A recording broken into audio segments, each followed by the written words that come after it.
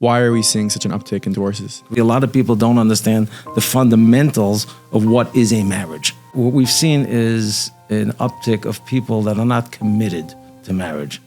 Some of these people are growing up in a lap of luxury, running throughout the world and whatnot. These kids never got the word no said to them. They're used to getting everything and they're living a very high life. And then all of a sudden marriage comes to reality, and now all of a sudden you don't necessarily have the same access to money. When you're dealing with those challenges, if people don't know how to deal with the challenges, they just say, you know what, I'm out. Hello, everybody, and welcome back to another episode of the Meaningful People podcast. This Tisha B'Av, which is just a couple of days away, an amazing, amazing new film is coming out by the one and only Rabbi Yoel Gold. The title of that film is Coming Home. We all are yearning to go home to Eretz Yisrael. We want our hostages to come home. We want the entire Klal Yisrael to come home back to Yiddishkeit. And that's what this film is all about. Rabbi Gold puts in so much effort, time, money to creating an absolute masterpiece.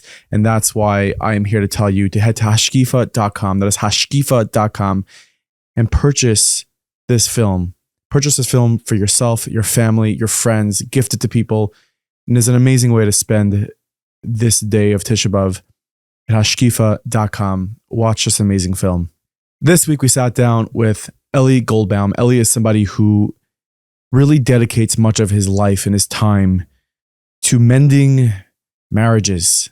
Some of them on the verge of divorce, some of them in places where they think they need to get divorced. And ultimately, he is a mediator. He's somebody who devotes his time as a chesed to mediate divorces.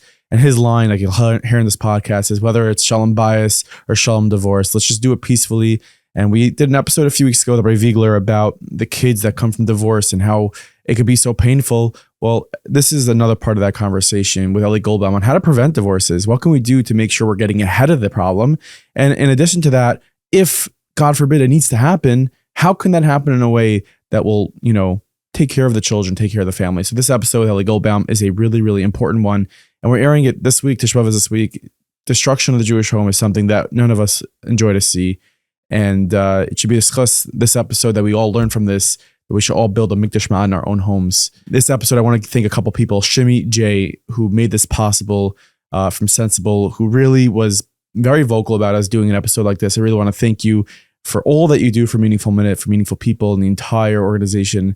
Thank you, Shimi, for your continued support. And of course, Isaac Newman, sponsoring this episode, L'zecher nishmas, his mother, Ruchama Paral Malkolea Bas Aryeh Leib.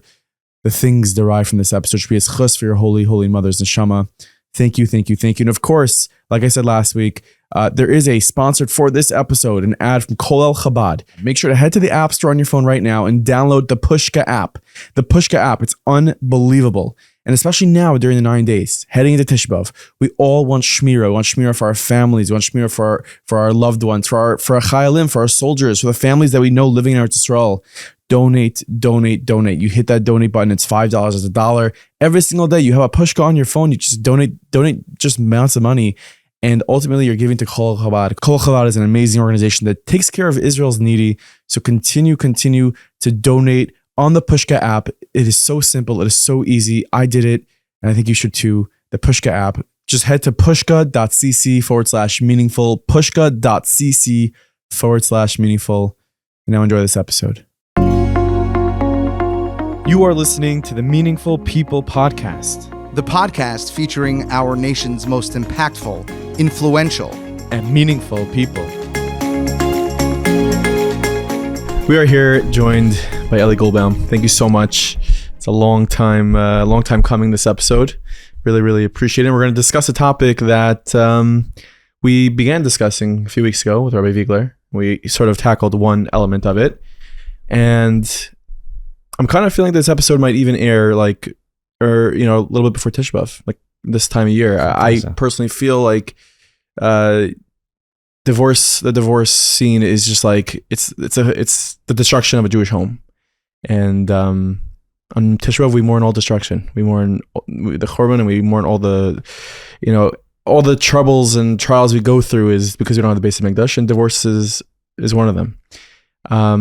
I want to first, give you the opportunity to sort of introduce yourself, and just by way of what the conversation we're going to have about mediating divorces and how we can prevent divorces and how divorces can perhaps be amicable. So let's just start out with your name, where you're from, and how you got to do what you're doing. Excellent. First and foremost, I thank you guys. It's an honor to be here today. This is a dream for me in a sense. I've seen so many episodes of you guys, and you're doing amazing work. Thank you. And it should continue. I just wanted to give a shout out and a thank you to Shimmy J. Yes. Shimmy, gewalt. Shimmy has been the push behind me getting onto this podcast. Yeah, Shimmy was a And very I big thank him advocate. I for did not that. know that. Shimmy, how are you doing? So I keep quiet I about go way what back I do. with Shimmy, by the way. Yeah, okay. Back to the yeshiva days. Really? Oh, yeah. So How are you? I picked up Shimmy, after a lot of his, what he's been through in life and whatnot, and he's been a good friend of mine. I've kept up. We have a little difference in age, but he calls me a mentor, and I thank him for that. He's older or you're older? No, I'm way older, but he's At young this enough point, to be my it's son. stage, not age. Yes, you got it. So I thank him for putting us together and giving us the opportunity. And I just want to give one important disclaimer before we start. We're going to be talking about some very difficult topics and whatnot. And I know myself, as I'll talk about, we had a divorce in the family, which got me into this arena. I used to listen to podcasts every now and then, or just people speak, and I know that sometimes things that are said could potentially hurt somebody. So I'm going to, at the outset, say that we're talking in general terms. We're not talking about any specific cases. Even if I will bring up a case, I'm going to try to change some of the facts of the case. But more importantly, the last thing I want to do on this podcast is Khalila hurt somebody. So I understand the sensitivities of people going through these challenges. And again, my heart's with every one of those people. But at the same time, we are talking about general terms. So let's It's very kind of you. Yeah. I think it's a very important point to make because, as you mentioned, there are people that go through this. And a lot of times you get involved in their life and you get visibility into some of the challenges, into some of the pain and the dynamics and the aftermath. And our pure intention is to shed light where there can be light shed to help this issue progress and develop and evolve, hopefully in a way where that pain can be mitigated. Correct. Just to jump on what Rabbi Y.Y. Jacobson said when you spoke to him, he said he has empathy for these type of people, and that struck a chord with me because that's really how I work when I meet with people, to try to understand how they are, get into their mind, understand their perspective, and to give them that respect and the ability to help them get through the challenge. So I appreciate the opportunity. Just to give my quick background, my name is Eli Goldbaum. As you've mentioned, my background is in healthcare. Started way before Shimmy J and all the other people in there. I'm back. I started in the 80s. I don't want to give away my age, but yeah, Baruch Hashem, I do a lot of work within the healthcare arena, consulting and otherwise. About 12 years ago, to talk about specifically what we're discussing here, my daughter did go through a divorce, and I didn't know the first thing about divorce. Interestingly enough, I think that most of our friends and other people at that point, we were probably from the first ones in our circles. It wasn't so, there were plenty of divorce out there, but it wasn't so widespread.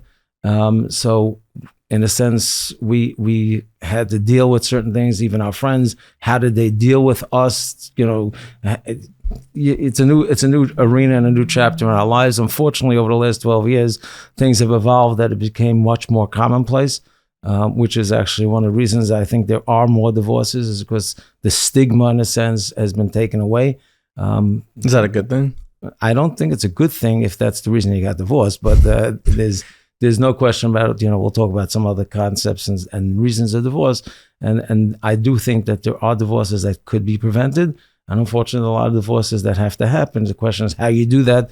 My line is shalom bayis or shalom divorce, but let's just do it peacefully. Mm-hmm. So that's, just simply how I got into this arena.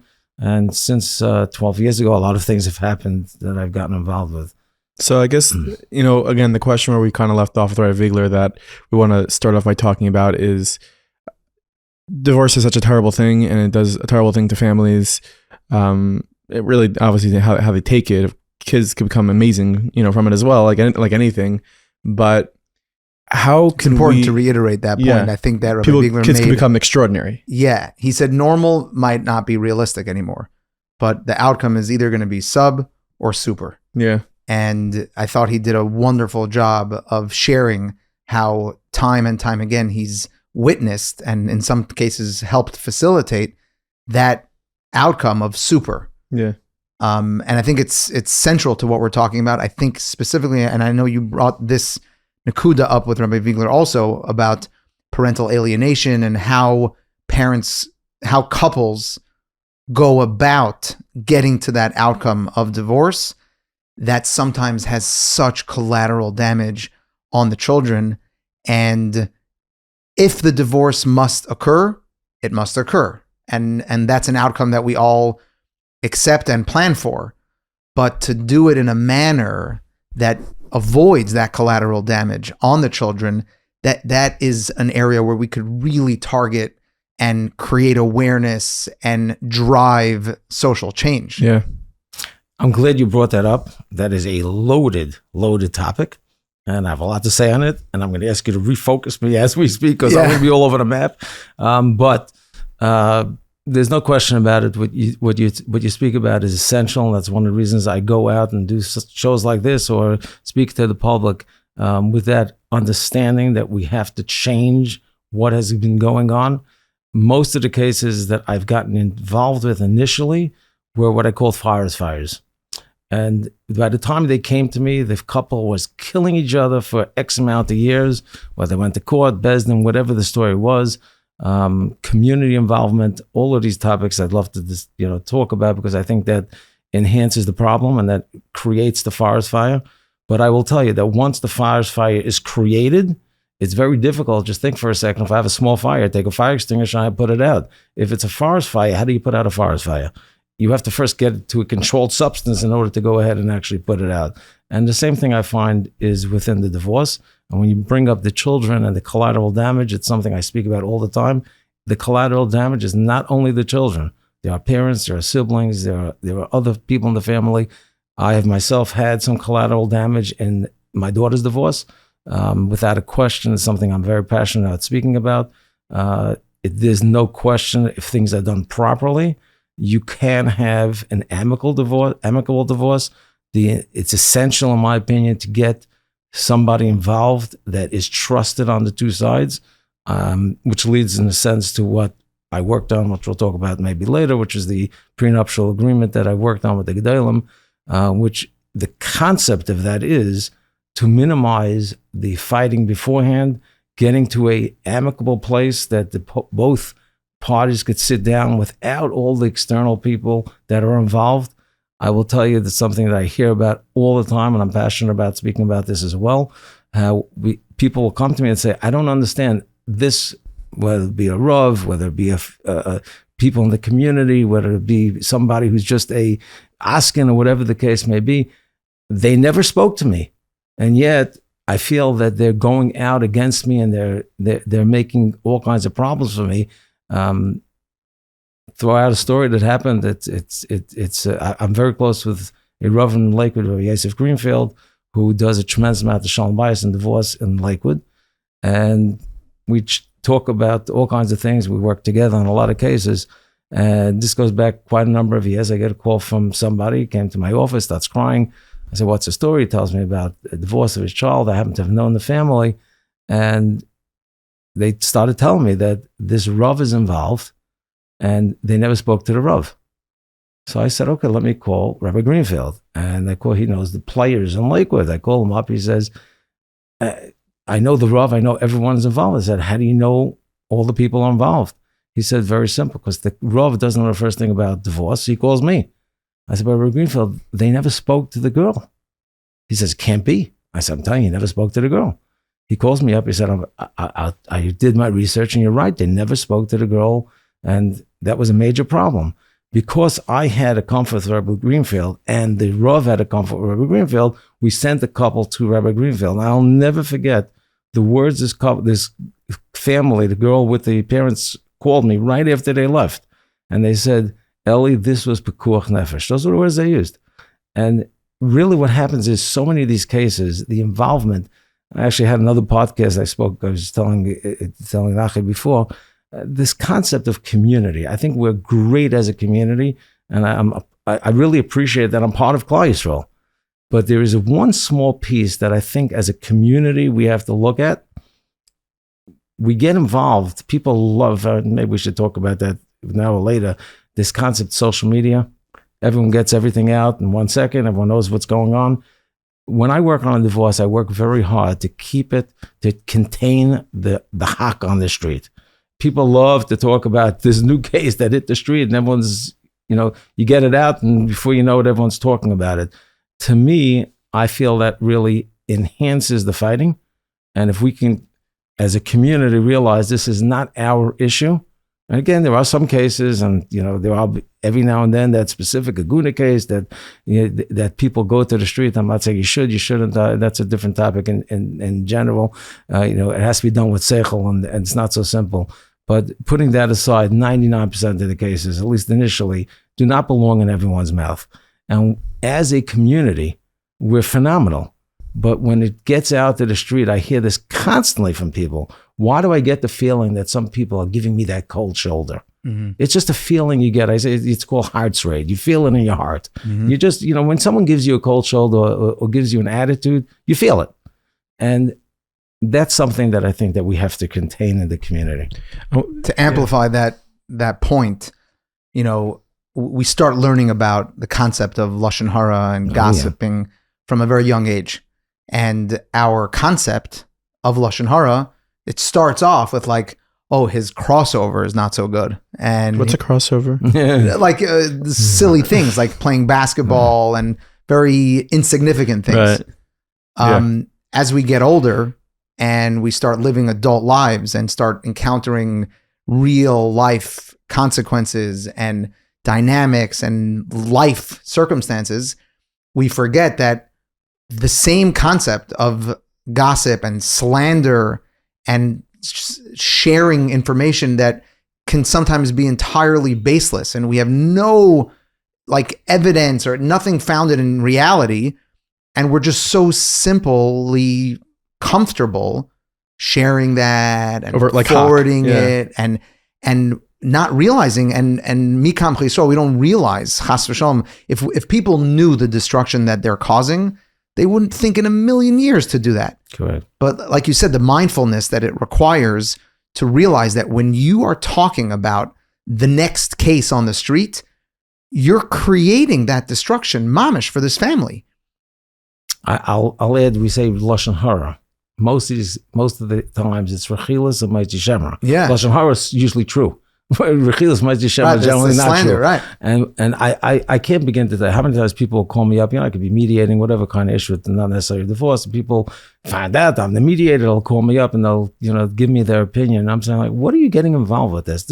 This belongs really between the two of them. It's not your business. And let them. Of course, I don't say that because otherwise I'll lose the people. But I also, and sometimes people want to know what can we do to help? Sometimes, mamish, the best thing you can do is do nothing involved in it.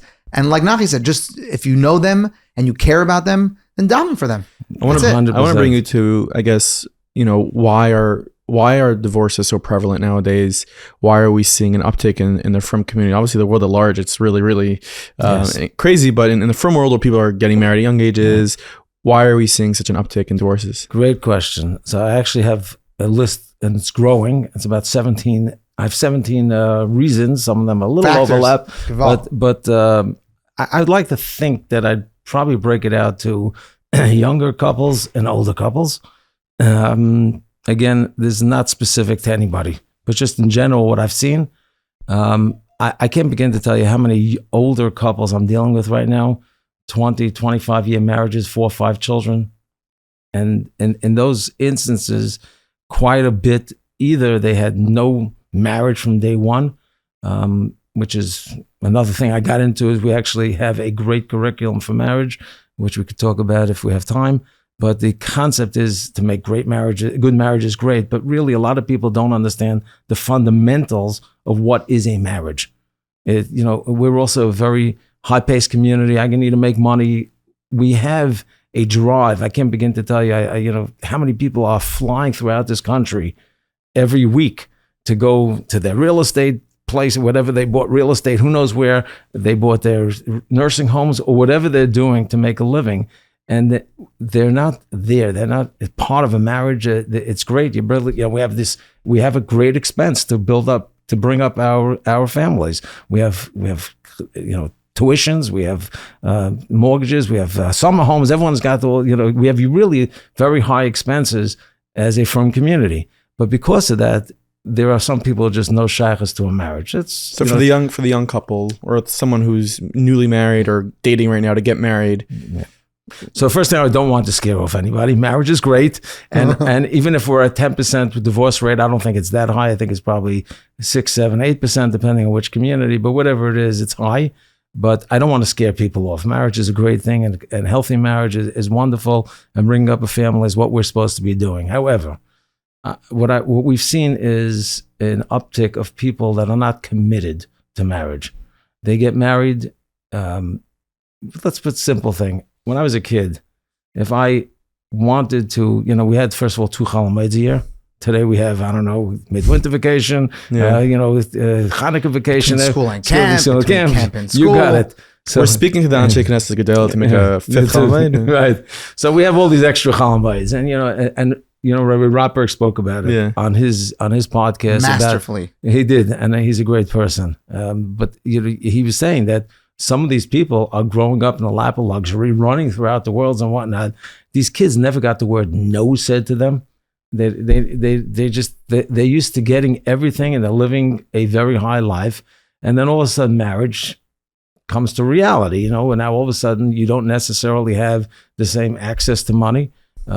You're part of a marriage. Not everything goes exactly your way, and certainly life has its challenges as people have children and whatnot.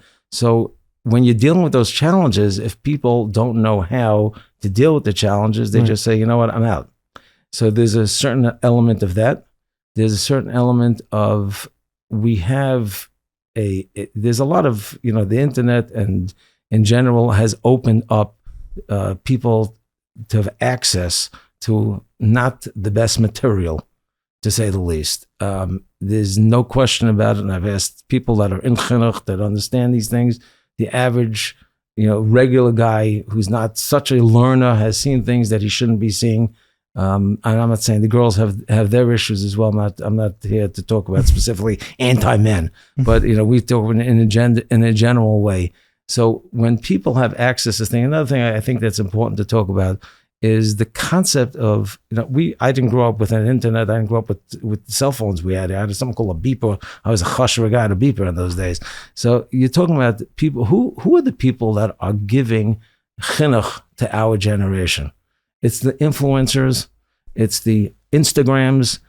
I watch people, I see it in the divorces where people will come with ideas that are not Torah-dic ideas, and they're looking for something different beyond the lifestyles that are okay to speak about in the non-Jewish world have influenced some of our people. I've had some cases like that where not a Torah-dic lifestyle of people living like that. And some of these people, there's a teacher that was a teacher in one of my daughter's schools, and she used to do plays or whatnot, who went to an alternate lifestyle after teaching in yeshiva. And she was very, very funny. She used to make plays and whatnot. And all the girls loved to watch her because she was funny. But she was, without a question, constantly giving messages that were not appropriate for yeshiva people. And when people watch these things and they're influenced by it, it has an effect. So it's media intake at a young age. It can affect down the road. You see that when you're sort of dealing with couples, that it could have an effect. The young couples, I think more than the older couples, although the older couples also, if we all had our disagreements with our spouses when we get married, that's part of Shana Rishona. I think it's wonderful. You learn to respect one another. It's actually part of a lot of what we talk about in the curriculum. But in my day, if you had a disagreement, you had to sit and work it out. Today, all you do is take your phone out and just go through Instagram and have a nice day. Forget about this. We'll deal with it some other time. So or not. Yeah. We'll be right back to this episode in just a second. Of course, Tisha B'Av is just right around the corner, just a couple of days. Maybe you're listening to this on Tisha B'Av and your children are leaning over your corner. And I don't know if you want them to listen to an episode about divorce. They don't really need to hear that right now. But you know what they could be watching? The amazing content that is on tavito.com. That is tavito.com. Tavito.com. It is the number one place for your children to be watching good Yiddish content. It's clean, it's kosher, it's educational. So head to tavito.com today. Use promo code MM10 for 10% off. That is MM10 for 10% off at tavito.com. Today's a day where your children are home and you want them to be spending it in a way similar to you are, which is trying to feel something, trying to, watch something that will give you the feeling of Tisha B'Av in a way of maybe you can change. And that is something that your child will get watching on tavito.com. They have an amazing array of videos specifically for Tisha B'Av in this time of year. So head to tavito.com right now and use promo code MM10. And no matter when you're listening to this, something that you need to know, of course, is that our friends at Town Appliance are there for you ever since 1979.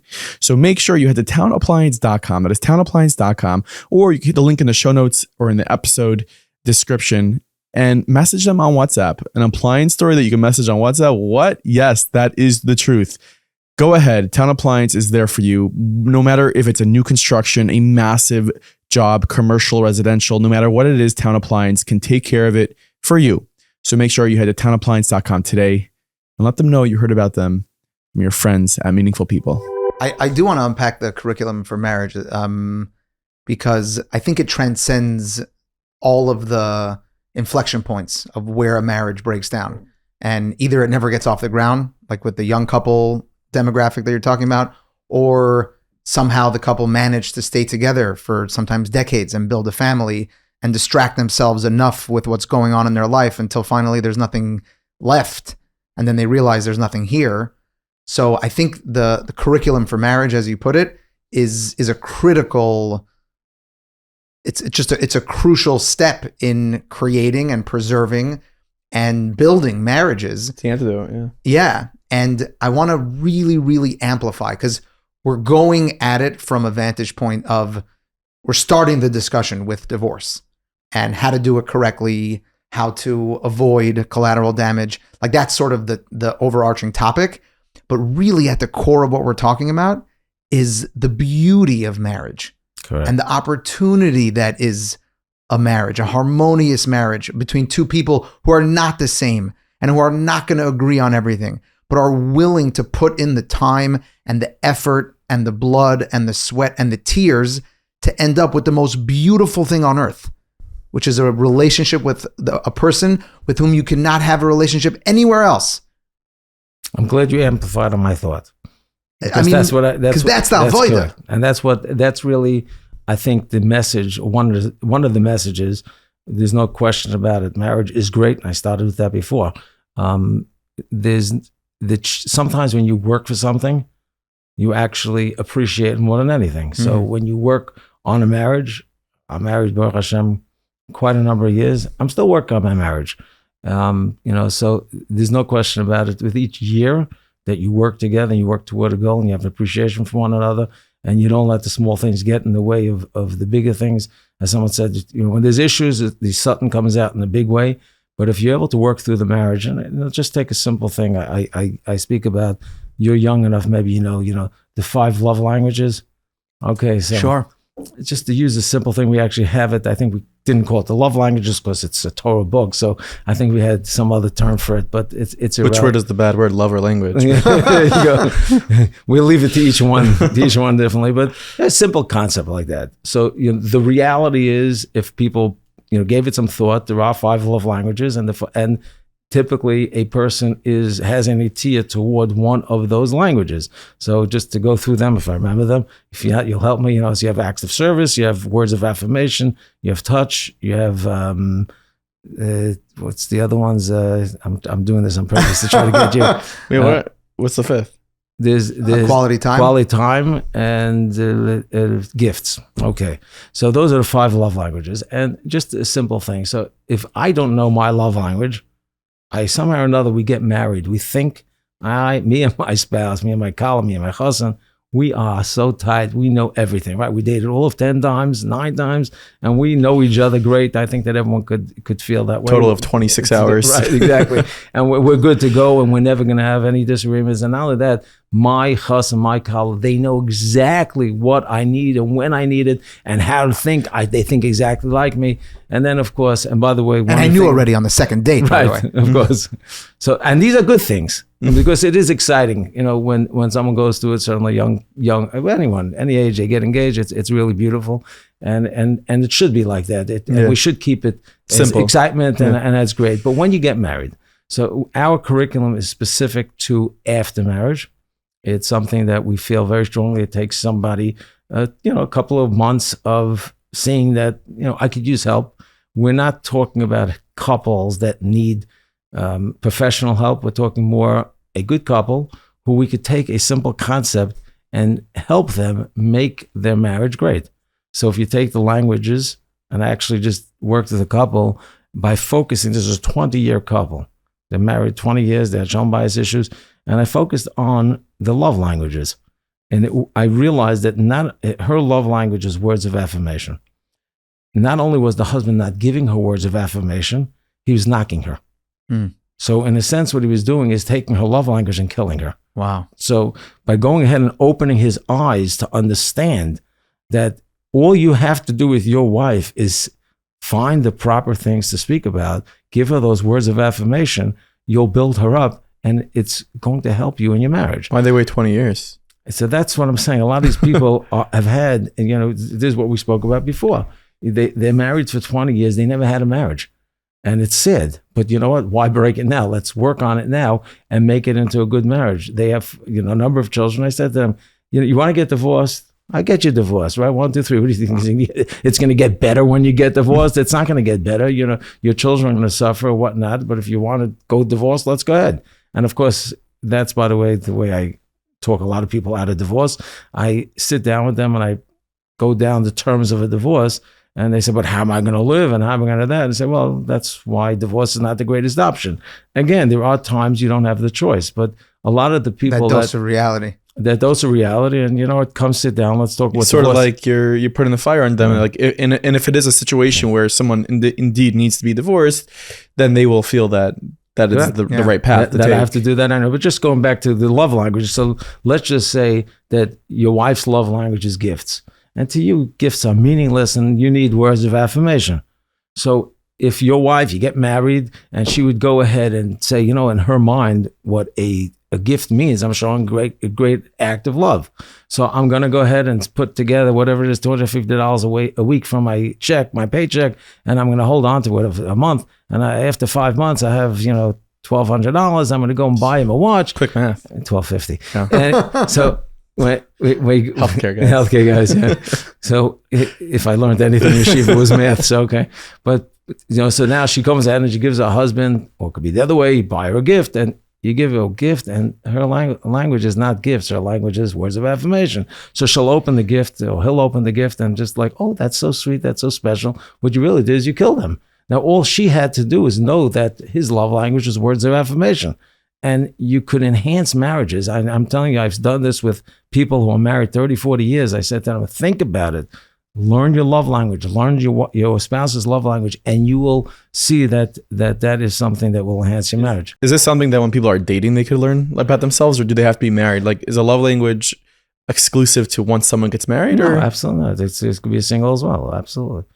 And it could be friendship also. I mean, love doesn't mean that you're married. Love means that you appreciate one another. But I think another term that we use in the to talk about the education is vulnerability. There are certain things that you guys are wonderful and nice. I'm not going to share with you. It's a personal thing. Like your age. Like my age. There you go. Today happens to be my Hebrew birthday. So we're going to need a bracha. We'll give you a bracha. So I don't want to give you the age. We'll give you the bracha after. But so Baruch Hashem, there are certain things that I won't share. Like a simple thing. Let's just say a guy's a bedwetter. She's a bedwetter, right? I'm not going to tell that to everybody. When you get married and you could share certain personal things about yourself, that makes you vulnerable. Vulnerability builds a relationship. So these are things that just simple examples of what we utilize in the book. Obviously, there's a lot more to the book. It's not really the curriculum is an actual handbook with homework in a sense to help you enhance what you've learned, to put it into Exercises, writing. Exercises, exactly. And it gets people to think. It's also something that when you go through those exercises and put certain things down, we encourage the couples to feel comfortable to share. It doesn't mean that you're going to be comfortable to share everything you wrote down at the beginning of your marriage, which teaches us that if you give people the time to get comfortable, they will share more. Mm-hmm. The more you share of these type of personal feelings or whatnot, the more you will have that great marriage.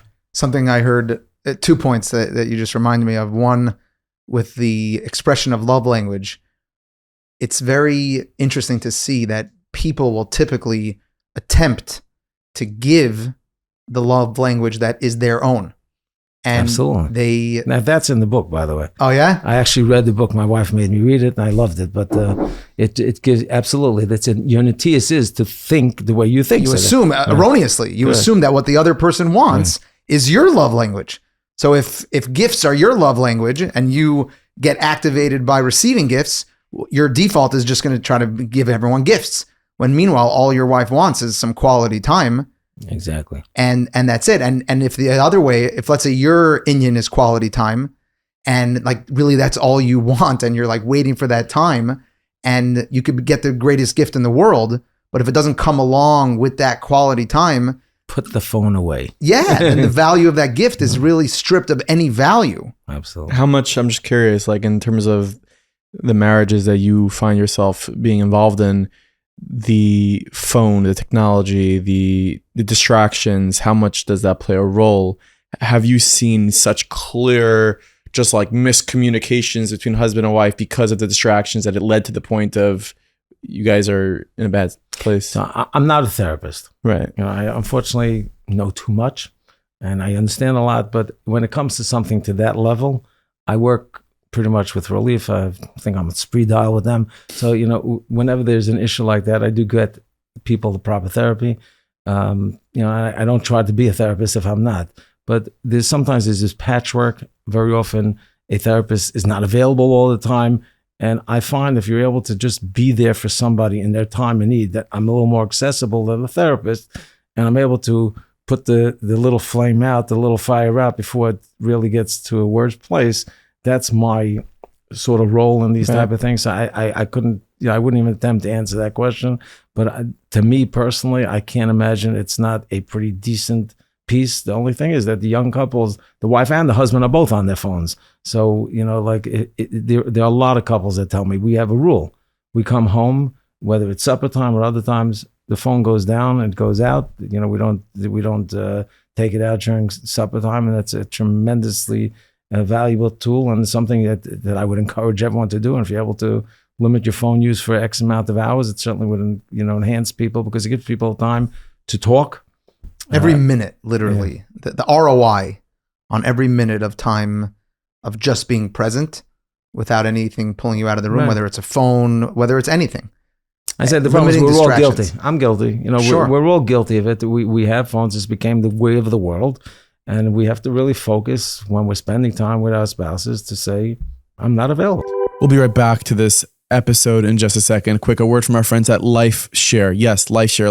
Like I say, it doesn't matter whether you have life insurance or not. Lifeshare is there for you. You should have life insurance. It is important for you to have life insurance. Every single person who's married, certainly if you have a child or kids, you should have life insurance. But Lifeshare is one of those things that you should have as well. It's this amazing new initiative where you're paying a $40 annual fee to be part of a community. You're part of this community of 8,000 to 10,000 people. And anytime there's a death in that community of 8,000 to 10,000 people, you're paying a one-time fee of $32, which could be nicer, by the way. And that family that Chas v'Shalom lost somebody, if they are a Lifeshare member, they're getting an instant $250,000 payment within 72 hours. And you as well will be part of that.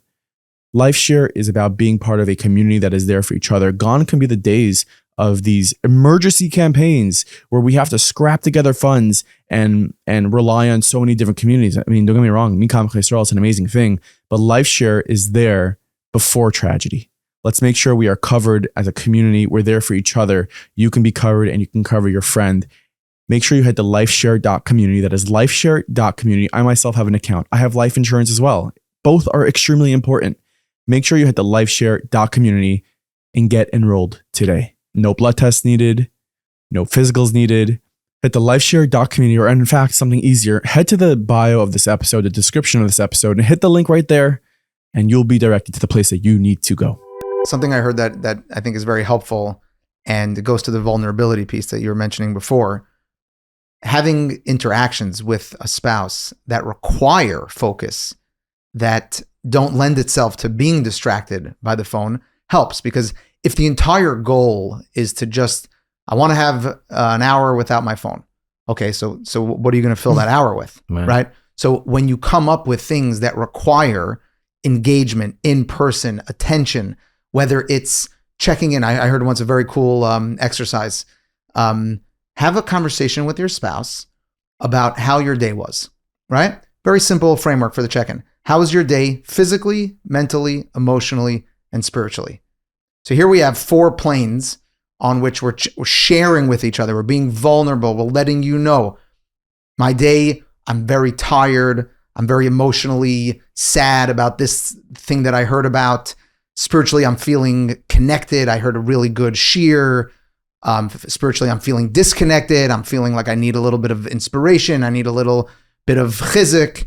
And all of a sudden, and now your phone's away because you're actually talking to your spouse and you're engaging in an activity, in an exercise that is bringing you closer to your spouse, and it requires your all-in attention to be vulnerable and to connect with hopefully the favorite person in your world. So you're really touching a lot of different points. The thought of spending time. How many times you go out to a restaurant and you see a couple of letters? You went out to a restaurant and you're both on your phones. Like, I wonder, like, are you guys talking to one another on the phone? It's like, come on, put your phones away. Now, I'm not going to say, obviously, there are times you have children, whatever it is that you may have left behind, and that's why you have to check. Bring back the phones. beeper. But, bring back the beeper. I had a beeper that only had a number, and then I moved up to a Hashra beeper to be able to actually put a message in. That was like a signal. That was like, wow, Hashra's, What message would you have for newlyweds, guys who maybe are engaged right now? Being that you've been at that point where a lot of marriages, you've been by marriages that had the demise, but also ones that evaded divorce and, were able to thrive after. What's a message or a lesson you would give that person listening today who's on the younger end, getting into a marriage, that you could say, you stick with this, you think about this, you do this, and it'll be helpful? So I think that this is, we spoke about before. You spoke about Tisha B'Av and the concept of running this on Tisha B'Av. My organization, Yashar Initiative, which has a prenuptial agreement, which maybe we'll talk about at Drop as well, we did some Tisha B'Av events, and the concept was Tisha B'Av was the day to talk about Shalom Bayis and whatnot, and we did focus on that. Rabbi Benda, who spoke on, he was one of our speakers, he's very focused on midas, and midas, and it's something that I think is incredibly important. One of the other speakers, I think it was actually Rabbi Greenfield, spoke about this concept of you as parents, you are role models for your children. If you want your children to have Shalom Bayis, you have to have Shalom Bayis. So I think that if people, when they got married, I actually said this at Sheva Brachas more than once, young couple gets married and you see the grandparents are sitting there. We think that, grandparents just became grandparents and that's who they are. They were that young couple at that dais not too many years ago. And I just said this at Sheva Brachas by a friend of ours, and I said, if people would concentrate on that thought, you're a young couple, what is my purpose of getting married? What am I in the game for? And if my focus is, and if I had those parents and grandparents that are people that I could look up to and aspire to be, to realize that is really my focus. My focus is, I want to be at the point when my grandparents are now, 50, 60 years married, and look at what they built up. They built up a huge family, Kanara, of great children, and everything is wonderful. That's what I aspire to be. It's a matter of putting the proper focus of where you're going. True, marriage is fun, and marriage can be great, and has its ups and its downs, and that's wonderful. But where's your focus? Focus on Tachlis. This is our goal, to build the next generation of Klal Yisrael. I had healthy parents, hopefully, that I could learn from. And maybe if I didn't, and you mentioned this before about the divorces and how we could make great kids coming out of divorces, it's if the divorce was a healthy divorce And that's one of the things we beg people to do it healthy for the sake of the children. Very often they say, I'm doing this for my children. You're not doing this for your children if you're destroying your children on the way to get your divorce. Or maybe we could talk about that concept of forensics and other things. And there is a time for forensics. But very often it's the people that will use alienation, whether they do it intentionally and not intentionally, I can't tell you, but people that get involved with the fighting and whatnot, they are destroying their children. They're not focused on this concept of I'd like to be there in 60 years. That's my focus. How I get there and all the bumps in the road, that's great. But that would be my message to a young couple. Focus on what's important in life. Talk to me a little bit about the prenup. I saw that you have Haskamas from Moshe Sternbach, from Rabbi Hill David. What is this? What is it? Some people hear the word prenup, their ears perk up and they're like, whoa. What is it? So let me give you a little background. I appreciate that you asked about that. It's something that I will not lie to you. When I started this, I thought I was crazy. And I never expected to get Haskama, and it was a pipe dream of mine. And I just felt very strongly that what I went through, I wanted to make it better for other people. And again, this is not something, my personal thing was whatever we went through, it's not a personal, it's really trying to make a system better. The concept of a prenup and what we went to, I think the challenge that I had is the RCA, Beis Din of America, has a prenuptial agreement that is being used in the modern Orthodox community. So, and for anyone that's not familiar, the nature of a prenuptial agreement is we agree in advance to the terms that will settle a divorce proceeding. And there's a reason why, a lot of the yeshiva world doesn't really ascribe to it is because... That's exactly what so this is where we're going with that. And I think these are the challenges that we had.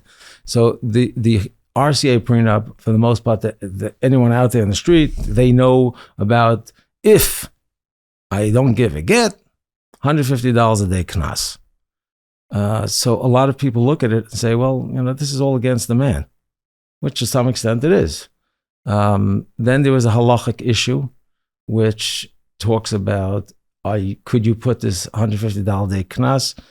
I understand the halachic. It's way beyond the scope of what we're talking here today, but leave it precise. Let's put it this way. Most people don't understand the halachic ramifications, and they say, you know what, RCA, no good, and that's the end of the story. So therefore, our prenuptial agreement gets absorbed into that same agreement. Our agreement is night and day from the RCA agreement, and the focus is totally different. The concept that we started with was, I want something that's okay with every gadol out there, that no one could say that this agreement is a problem halachically. Uncontroversial. So what is the agreement? So the agreement really is I have a copy of it here, but it's available on our website, and it can be downloaded for free. This is not a money-making operation. The website, just to throw it out, is yasharcoalition.org, YASHAR, Yashar. I'm going to give a shout out to Martin Friedlander, who's a divorce attorney who has drafted the initial document. And I had met him when I got involved with my daughter's divorce, and I was talking to him. He says, I'm actually wanted to do something like this. So he wrote the drafts, and I sort of, worked alongside them initially, and then I sort of took it on as my baby. But he's certainly helpful in the drafting. So when we started this, the concept was to come up with something that's acceptable across the board halachically. I learned certain things that are mind-blowing when you look at every single line of the agreement. The agreement was initially brought to Shlomo Miller in Toronto. He was told to us as being the Pesach Hadar of America, even though he's in North America. He does have a coil in Lakewood, so I guess that brings us back here. We worked with Shlomo Miller probably for about 3 years. He spent a lot of time on this. This wasn't something that he took it very seriously. It was incredible for me to understand certain things halachically of why this potentially could be a problem, why we changed certain things in the agreement. You're teasing me right now. I'll throw out one thing. Give me some terms. I'll give you some terms. Okay, good. One of the things that we wrote in the agreement was that if there's a separation at some point, that the husband or whoever the moneyed spouse, could be the wife, continues to maintain the household and continues to, at least for the time being, until we figure out where life goes. So in the initial stage, we continued to maintain, we wrote the wife and the children. And Shlomo Miller said, Mehechet Hesed, the wife is entitled to mezainis. In other words, if she did things that were improper, she may not be entitled to mezainis. So therefore, he took out the word spouse. So the agreement states that they'll continue to maintain the children. So, that's just one thing if you wanted something to be, I teased you, okay? But there were quite a number of things within the agreement that we, even halachically, of what potentially could allow Bezdin to charge, and who pays it, how it has to work. Again, it's a lot of detail. But after 3 years, he finally goes through it, and I finally get his, okay, I'm ready to give my approval on this agreement. And he says to me, I need other gedolim that I feel are gedolim to, this is not to disparage any other gedolim, but this is what he basically said to me, that I could additional plates. I think he was not stupid in the sense that he realized he was coming out with a potentially very big controversial issue, and he didn't want to be the only one. I said, okay, so who should I go to? He says, Rav Hillel David and Rav Feivel Cohen. I said, Rav Miller, David doesn't sign on anything. Feivel Cohen doesn't sign on anything.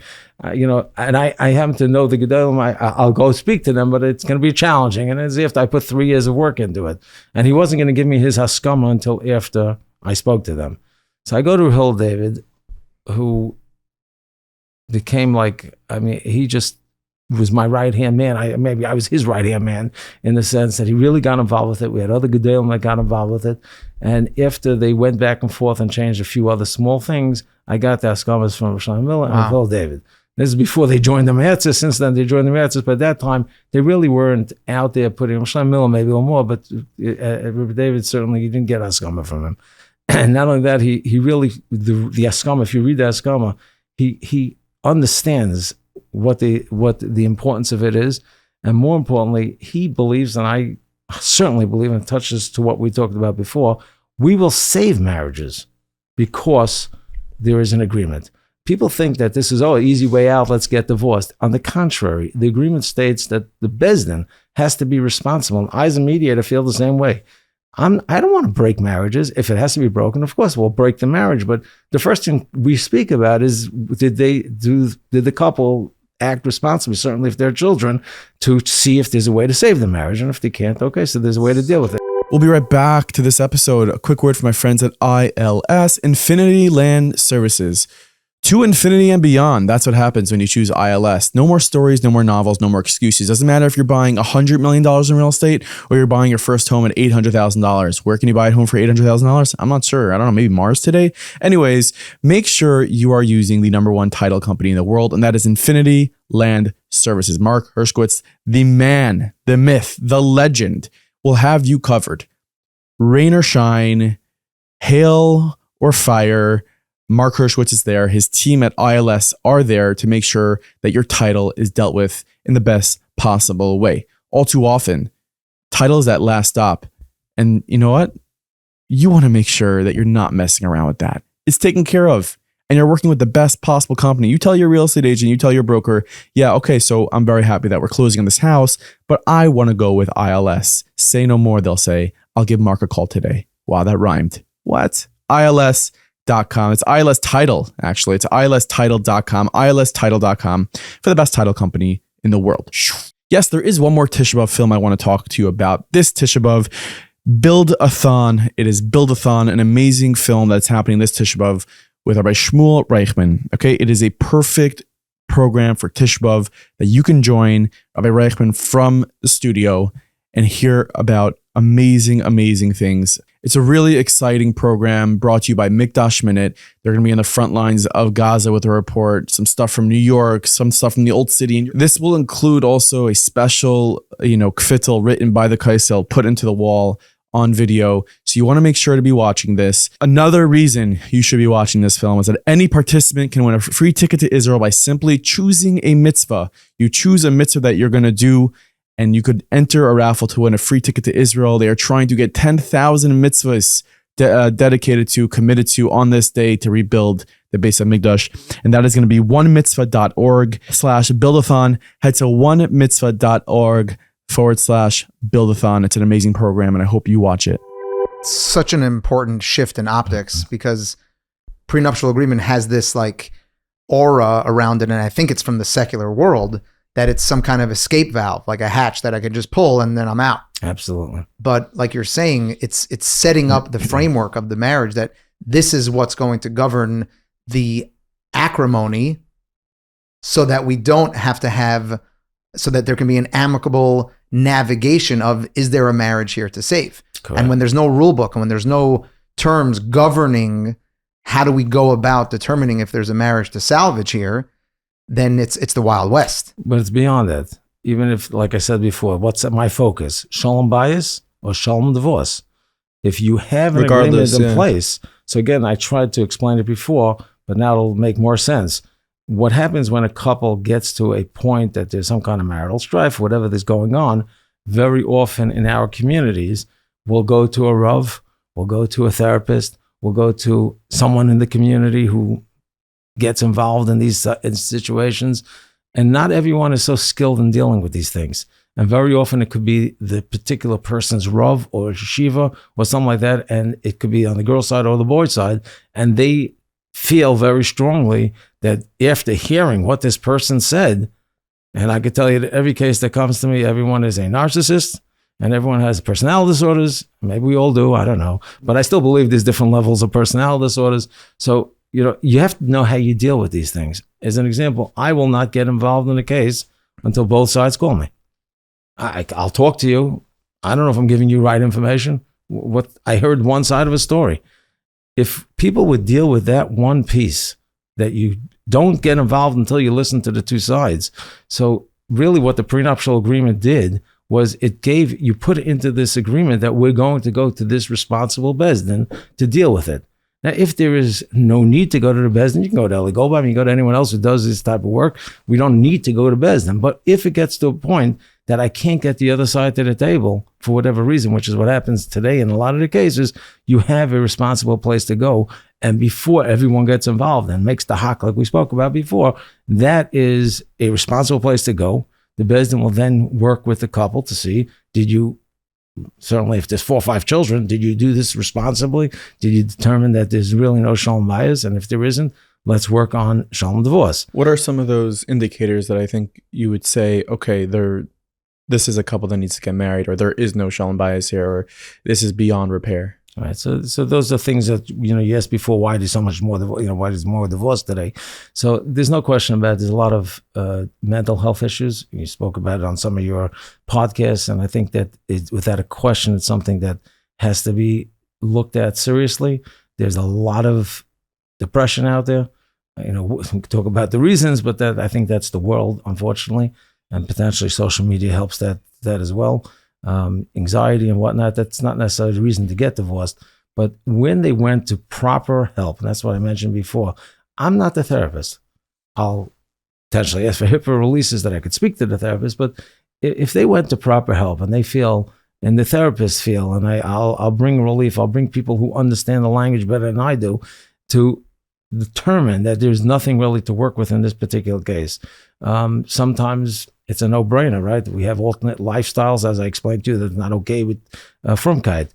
I've had cases like that where someone wakes up one day and says, you know what, this is no longer the way I want to go, which we actually addressed in the prenuptial agreement. We discuss we have an appendix in there to talk about what is Shabbos, Shmir Shabbos, what's kashrus. Oh, it's very thorough. So all of these things were thought, and we really put a lot of thought into it to make sure that at least we're going to try to keep these kids the way when they got married, this was the way they wanted to bring up these children. You go to court, you have a satmar couple as an example. You go to court and the girl comes in and says, well, I'll send my kid to yeshiva. And they start talking about a school that's co-ed. A satmar couple, we understand it and realize, hey, that's not orthodoxy. To the judge who's not from or not Jewish, so it's Jewish school. What's the problem? Right. So we identified, and certainly each community could specify what in their community is called, kashrus or whatnot, as it affects the community. Just to, as you mentioned Rosh Hashanah before, so I just wanted to get back to that thought. So after I had the Haskamas from Shlomo Miller and Phil David, so they said, let's go to Lakewood. I went to Forsheim, it was the Paisik in Lakewood in BMG. can't get through this. He's so difficult to get to. And the way you get him is he has, in the yeshiva, he has time slots, 10-minute time slots. You can write your name down. So Rabbi Greenfield, who I mentioned With a before. pen. With a pen, of course. Love that. Yeah, so that's BMG, right? So Rabbi Greenfield writes 2 slots. He got 20 minutes. And we went and we brought it to him. And he took to it like a fish in water. He really got involved. He gave a couple of interesting, changes. I had his haskama. He called me one night, and literally right after he got involved with it, he said, "Okay, I'm ready to write your haskama. You can pick it up tomorrow morning." I was like, "Wow!" So to me, it was a chizuk. That's fire. Because that means that they were really into it. So after I got that haskama, I went to some of the other gedolim, and they said, "Well, you have to go to Eretz Yisrael. You got to go to Eretz Yisrael." So I asked Reb Hill David. I said, "Okay, so who do we go to in Eretz Yisrael?" He said, well, Moshe Sternbuch is the one who's the strongest against the RCA prenup. And again, I'm not here to disparage the RCA. I actually worked very well with Ray Willig. When I met him, I think it's important. Ray Willig basically said to me, I don't care, use any agreement, just use something. Just have an agreement. And really, I told him, I'm not here to come against the RCA agreement. I don't need to know the halach. I need to know nothing. All I know is that my community doesn't use an agreement. We should have something as well. And he agreed to it. Interestingly enough, a number of the Rosh Hashiva why you use my agreement, to the extent Ray Willig asked me, and he sent me a letter that he sent out to the community that they recognize our agreement and are willing to adjudicate our agreement in the Bezdin of America. So, you could really pick any Bezdin that you want. So, again, I'm not here to halachic piece. I'm not going to talk about the halacha. You could use it, you can't use it. That's not my point. My point is we wanted to go to the Rav that, Shtemrach, who's the Gadol in the Paisek Adar today, and he basically, he reads English. I actually have some beautiful pictures of him working on the agreement. I have a picture of him with the agreement on one side, about 6-7 svarim open on his desk, working on the agreement to make sure, halachically he was okay with everything. And at the end, he gave us a beautiful haskama. He actually spoke on our video on Tisha B'Av. Whatever clip you can get from the Gadol at his age. Sakar, he really has been, fired behind it. And after I just went to some other gedolim, I went to Eli Goldbaum, who gave a beautiful haskama. And somehow or another, I got pulled into the Sephardi community, and they were actually having a meeting with all their rabbanim about bittul kedushin, which we actually talk about in the agreement, which is something that has been done. And it's hard to understand because that's like basically saying the marriage never happened, and it's mind blowing that there are rabbis that are willing to do something like that. So they were having a meeting and they asked me to come down to speak to them. Just an aside, it was a funny story. So I'm sitting in the agreement. If you remember, the Sephardi community had a whole bunch of cases where they went after people that weren't getting gittin. There was one lady, she got her get after 17 years. So I'm sitting at the table, Rabbi Yazeri is next to me, and this guy, Harry Ashmi, who was behind this whole thing, he was sitting next to him. It's in Harry's house, and she walks in. I just picture the door is right behind me. So she walks literally to my back. So I stand up just to let her talk to the rabbi. She came to thank the rabbis about the agreement. And everyone's taking videos. Here she came in, she got her get after 17 years. So I'm standing right next to her, and it went viral. And people are thanking me for getting her to get. I'm saying I had nothing to do with that. Right place, right time. Right place at the right time, exactly. So, but the Kedushin is like that a get is not necessary in that situation? Yes. There was never married? Retroactively nullifies the marriage. Yeah. And that's, as I said, this is the challenge that the Gedolim felt. If you look in our agreement, it actually talks about Rav Shlomo Miller put into the agreement. I don't know that I would have, but that was something they insist on having in the agreement, that you waive your right to any bittul kedusha. Because these are the who are dealing with the problems. So I ended up, they told me, you need to go to Chacham Asher. He's Chuel, he's the Paisek of the Sephardi community. Get him on board, you're good to go. I come sit down with him. Again, I'm not talking negative about the RCA agreement, but for a half hour, the first half hour of my conversation with him was him giving me his whole story of why he has a problem with the RCA agreement. Then no agreement could be good. And, I said, oh, Hashem, please help me. So sure enough, this was, mind you, at 9:30 at night. So finally at 10:15, I'm not exaggerating, 45 minutes, I didn't get a word in. 10:15, I start telling him about the agreement and the background and whatnot. I left this house at 11:15. I get a call from him at 2:00 the next afternoon. He says, Eli, I'm the shtoimim of your agreement. Wow. And he's a Sephardi, so that's not bad, right? He went to Yeshiva. So I'm the shtoimim of your agreement. I read it 4 or 5 times last night. This is what he told me. I read it 4 or 5 times last night, which means after 11:15. I had to wake up this morning with a Frischkeit. And I never forget these words because it resonates with me. And I read it again. It's amazing what you did. And he gave us a glory. I mean, really, what he wrote in his Haskama is beautiful, glorified Haskama. Wow. I had it by 2:15 the next day. Wow. So for me personally, it gives me, as far as the halachic piece of it, and again, all of these Haskamas are on the website. You can get, everything is downloaded. You can download all the Haskamas and certainly talk to the Gedolim. He actually invited me to his kollel a few times. He spoke about the different agreements. I got a little more perspective on the halacha side. But that's something also that I just would throw out there. It's difficult for me to go ahead and say to people, we should use this agreement across the board to everybody. Every young couple should sign an agreement. I think it will happen at some point because of what we're talking about. There's no question about it. There's more divorce. Why not put what I call an insurance policy? If you think about it, what is this? It's an insurance policy. You buy insurance for your life. It's just an agreement that you'll be honest, upstanding, and take care of. That's exactly you have a list of the reason why people are, you think people are getting divorced nowadays. I'm curious if you can I'm curious. Okay. what you have. I'll talk about some of the concepts, but I think we spoke about some of them. So the first thing we have is lack of communication. Don't know how to deal with conflict. I think you brought that up before. One of the things we do speak about in our agreement, in our curriculum, all over the map, in our curriculum is the concept of learning how you deal with conflict. So there's a time to deal with conflict. If it's a heated situation, you had a bad day at work. So just a simple thing. I could ask this to different people. You have a bad day at work. What do you want? You come home, whatever happened. Some people want to talk about it. Other people just leave me alone for a half hour. Let me have a break. And we'll talk about it afterwards. It's the same thing with any conflict. You have a conflict going on. Now is probably not the right time to talk about the conflict. Put it aside. But you must go back to it. Just deal with it when everyone cools down. That concept, by the way, works a tremendous amount in the divorce. When I deal with people, I understand there's an emotional piece to the divorce. Imagine in mediations, it can get heated sometimes. My job is to get into the people's minds. I need to understand the emotion that they're dealing with.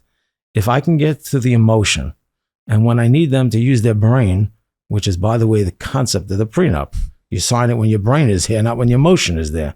So when your brain is there, you could make certain decisions. I call it practical decisions. I owe you $10,000. I don't want to pay you.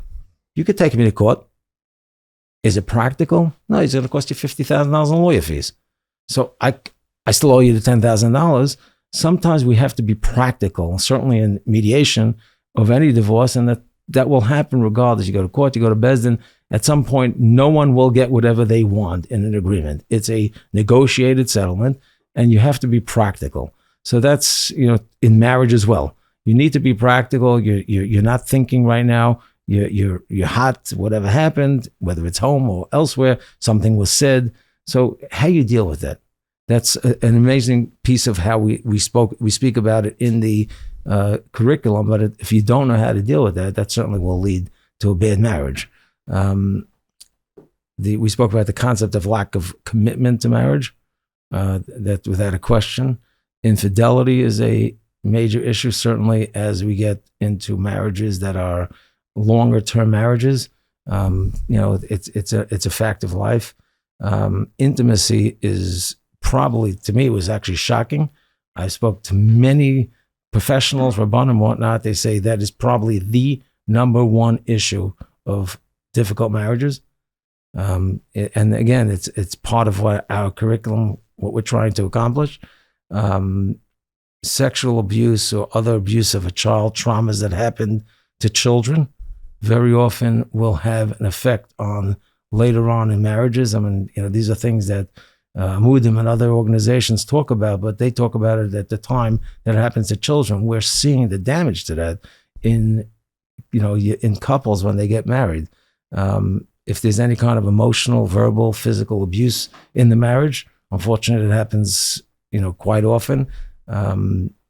Personality disorders, mental health issues, things like that. Years ago, they probably were like, talk to your little youngest, to take to your grandparents' generation. Mom was younger? Mom was young, absolutely. So But I'll take it. You'll take it. You really think he's younger than No, me? no, absolutely. Okay, good. Not, yeah. So, but well, when you talk about years back, and again, Rabbi did speak about this concept on our video years back when there were issues, and there were plenty of couples that had their issues. They didn't have the great marriages. They kept it quietly. They dealt with it. Either they had a great, they lived together, whatever the case may be. Today, it's out. It's more open. It's more understanding, and it's not okay to live with these situations. I will tell you, I did save quite a number of marriages, and I think that's probably, to me, something I really hold to my personal esteem, in much greater, higher esteem than all the divorces that I do. I wish I could save marriages, and Baruch Hashem, I've saved quite a number. People don't know about those things because we just don't talk about it. The divorces we know about. How would you save? So, give me a situation where it was I have to be a or- little careful on it, but I'm glad you brought that up because there's two pieces that I think are incredibly important. There are consequences to our actions when we do things at the beginning. So when I have a couple, and I'm going to give a story that actually happened right before Yom Kippur this past year. A couple with 3 children, and they were the wife was in a hospital for something the husband did, and the parents wanted to go get a restraining order, which is something that happens way too often in divorces, where they go ahead and they get restraining orders. Once you start, that's where the fire starts. So there's a consequence to it. Now, there are times you need to do a restraining order, and unfortunately, there are times that people end up in jail for things they've done. But just realize that there's a consequence to the action. And that's something that if I can get to people before they do the action, I try to at least go through with them what the potential consequence is. And more often than not, they'll think twice about doing that action. Again, there are times that you have to do it, and I'm sensitive to that. Can we stay on this just for a moment? And I think this goes to the parental alienation topic that we touched on earlier, just to take another step into that topic, because I think someone actually challenged me to do whatever we can to educate the masses that there's a lot of sitra achra, there's a lot of the dark side that creeps in when couples are navigating this challenge. And there are, whether it's lawyers or other professionals that are very familiar with the system, and they know that if a restraining order is obtained or if an arrest even is obtained, then it just fast tracks the outcome that they're looking for. And I've heard from people on the inside that professionals will advise their clients, loyal lenu, mizol nishvisin, we should not know from such pain, but they will advise their clients to smash their head into the mirror and just call the cops, and you'll get exactly what you need. And if this information is making its way into our communities, it's upon us to educate the professionals, the clinicians, the rabbanim that are dealing with cases on a daily basis, that there's a way to go about this, and you don't have to listen to that terrible influence. You're speaking my language. I wish I can get this is really the point of my coming here and constantly speaking to groups. This is the message that I give. There's a consequence to that action. I will tell you that will not get you anything fast. It will, most of the time, cause you a problem with getting the get. It will, assuming that the woman did it, sometimes the man could do something like that as well. Those things in court cases do not. And I think that's one of the myths out there. People think the court system is the way to go. Putting halacha aside, Shneimach certainly talks very strongly against going to court and the hakayos, and you don't want to talk to the gedolim about that. But putting that aside, you have a head to the go, you don't have a head to the go, whatever it is. Talking about practical, it's not the way to go in most of the cases. It will really protract that case for years. Most of the cases then end up in court. People think court's the way to go, and I'm going to finish it 1, 2, 3. Most cases in court will settle at some point, And the reason it'll settle is because people will lose their stomach and they're not going to continue to fight. They spent hundreds of thousands of dollars. And I tried to get them early enough before they start the fight. Most of the time when they don't listen, they come back to me and say 2, 3, 4 years later, I wish I would have listened to you initially. It cost me X and Y and it just doesn't stop. And at that point, they can't even get out. They need the other side to get out. So again, there are cases that you have no choice to go to court, but right for the cases, you really should settle out of court, settle menschlich. And when you talk about alienation, I'm very, very big into those issues. I work, there's actually an organization called Broken Ties. I don't know if you're familiar with them. They actually deal with many women who have been alienated from their children. Not to say there aren't men, there are plenty of men as well. I believe they do have a division or someone working with that as well. But the one thing I will tell you that there are cases that, and I heard a share on it recently, and obviously you need Gedalim, you need Paiskin that could help you out through it. There are some parents who are just not qualified and create a tremendous amount of trauma for their children. It's a very bitter passion. I'm actually involved with the case now that I really am not against the parent that's the alien that the children are being alienated against. And I'm trying to get them. We have what's called reunification therapy. Reunification therapy is a very specific therapy that they actually use in court. They're not sitting and getting involved with your case and deciding you're right, they're right. They send you to therapy and they work on it. There's some good professionals that work on reunification therapy to work healthy, to work with the two sides, to get them to a point of seeing, is there something to do to reunify those children with the parent? To touch upon a lot of what to put it into perspective of the saving of the marriages and the marriages that we were able to save, it takes a person the ability to say, and I'm not saying it's easy, certainly if I'm 50, 60, 70, and I've had those type of ages that I dealt with, where I have to acknowledge that I need help. It could be I'm a great person, but I'm not connecting properly to my child. I'm having issues, whatever the issues are, and I want to change. That desire to change is the difference in most of these cases, in my opinion. The desire to change is the way you could potentially get help. If I want to change, I go for therapy and I change. The problem is that most people don't want to change. Certainly if I'm 50, 60, 70 years old, this is who I am. That's the story. But if you want to reconnect with your child, whether you're 35, 40, it doesn't make a difference, where you're not dealing with your child in a healthy way, even if the parent alienated them, and it happens sometimes, if there's somebody involved who's a professional, that person will help them reunify in a lot of the cases. Not all the cases, sometimes they're poisoned, but a lot of the cases, they'll help them reunify, but it takes a willingness to say, I want to change. And that is a tremendously difficult thing to do. I did a marriage, it was about 40 years, where the parent really had a anger issue. And all the children were married, and the children didn't want to speak to the parent. I don't want to go through the details. I don't want to, it's really, it's personal information and whatnot that I don't want to bring up, but I'm trying to bring out a point.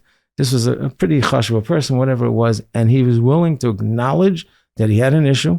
He went to a tough therapist who cracked him, but he really, like I told him, I said, just by you saying, I'm willing to change, you just hit a grand slam. Oh. You went, you changed, and he connected with his children. The kids sent me pictures and videos from the parents' 40th wedding anniversary. This was a couple who was separated. The children were all against one of the parents.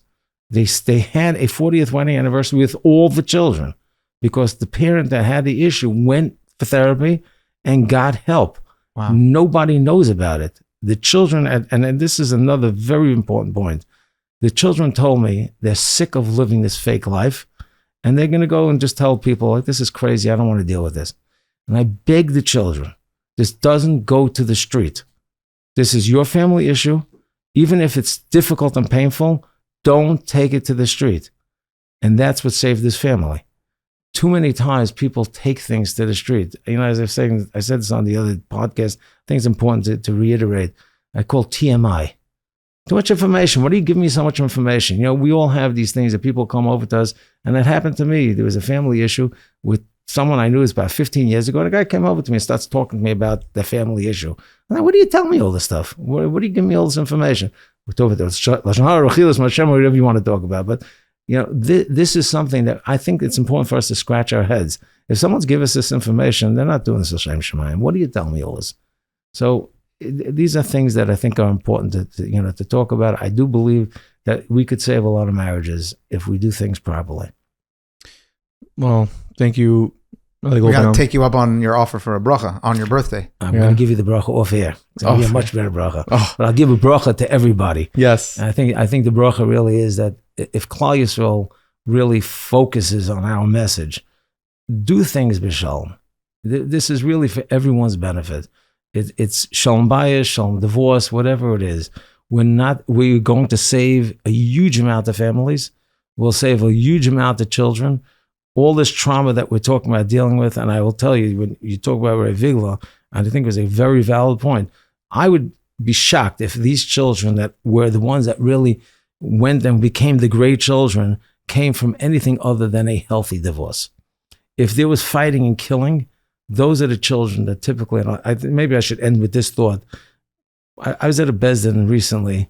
Every now and then I help. It sounds good. I don't get paid for my time, by the way. I do this all for free. I'm thrilled. I'm happy to do it. Chas Hashem. I was at a Beis Din and the dayan turns to the mother and says, and it gave me pause for thought. He says, I'm going to ask you a question. I want you to think about it. If you knew that in 6 months, your child will be off the derech, would you be doing this divorce right now? Now, it happens to be in that particular case, I believe that couple had no choice, certainly at that point, but to get divorced. But maybe we have to pause and think about that. It's something to think about. We have an achrayus to our children.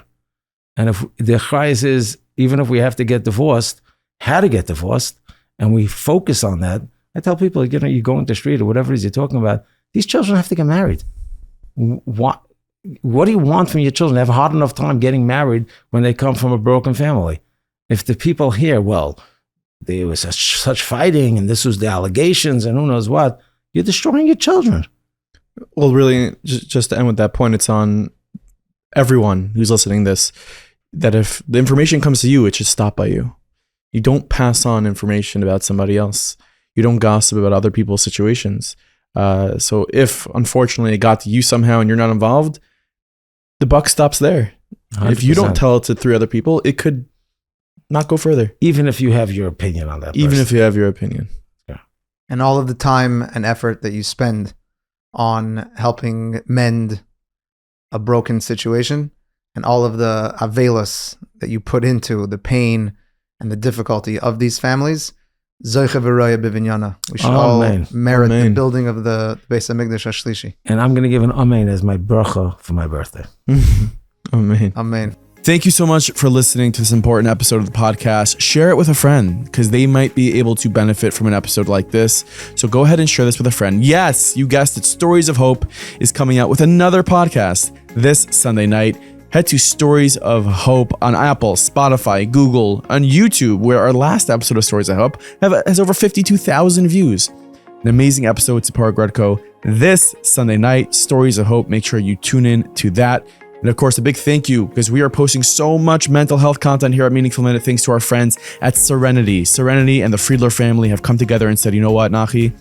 Mental health is super important. And we need to make sure that everyone knows that they are not alone. Like Rabbi Y.Y. Jacobson said, I too suffer from anxiety. And we are creating content for you to live stress-free lives, to bring down the anxiety level. It's really important. So we want to thank Serenity Center. We want to thank the Friedler family for coming together and making that happen. Of course, Serenity, the #1 mental health clinic out there. They take most forms of insurance. They are amazing. If you want to find out more about the Serenity Center and how you can benefit from them, you're going to go ahead and email pause@serenitycenter.com. That is serenyctr.com. Maybe you, your child, wants to get enrolled with a therapist there. Maybe you want to find out if they take your insurance. Reach out to pause@serenitycenter.com. Of course, thank you so much for listening to this episode. We have another one coming your way next week at Meaningful People Podcast. Rate, subscribe, like, comment. Thank you so much, everybody, and I'll see you again next week.